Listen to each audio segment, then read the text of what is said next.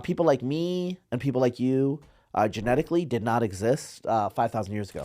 Like 5,000 years ago when like Sumeria was just rising and ancient Egypt was pre-dynastic. We are like recent admixtures of like different streams that are coming together. So like, most European ancestry you can think of as a three-way mix. So one mix is descendants of Western hunter-gatherers that were like arrived around 15,000 years ago into Europe. They had dark skin, blue eyes, black hair. Okay? Very like robust, heavily built people. They're foragers. That's about like, depending on where you go, from like 10 to 15% of the ancestry. All right. And then the second wave are people that come out of Anatolia. They're foragers, very distantly related to the Western hunter-gatherers, like, part of the whole West Eurasian constellation, 40,000 years ago, right? So these people come out, they're like, as distinct from the Western hunter-gatherers, though, as Chinese are from Northern Europeans, Okay. But like they show up, they have light skin, dark hair, dark eyes. They're the farmers. They assimilated and overwhelmed the foragers. And so they created Stonehenge. The Neolithic cultures of Europe are from them.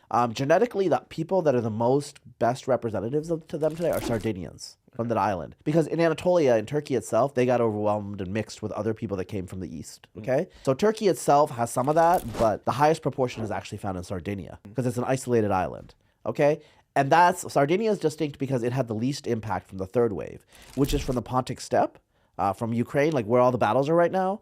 Indo-Europeans push out of there. They go into Poland. They expand to the rest of Europe. All the languages in Europe now, except for like Turkish, Hungarian, you know what I'm saying, Finnish, are from this Indo-European expansion. Indo-Europeans themselves are a mix of like Siberian hunter-gatherers, like who I'm talking about, the ancient Northern Eurasians, with other people from the south and the west. And so they themselves are a mix, but whatever, they show up. So these are the three constituents of modern Europeans. So, you could look at a Spanish person, you'll be like, okay, they have like, minority, like nobody is majority Western hunter-gatherer. Like that's, the hunter-gatherer stuff is always like 5 to 15%.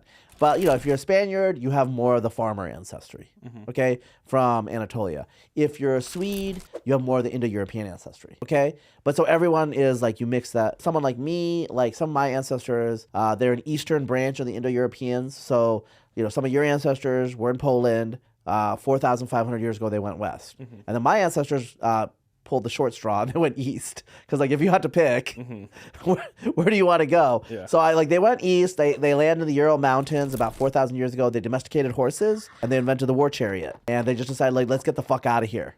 Where are you gonna go? Where it's sunny. They went south and they left their women behind because there's no genetic impact of those women. Really? Yeah.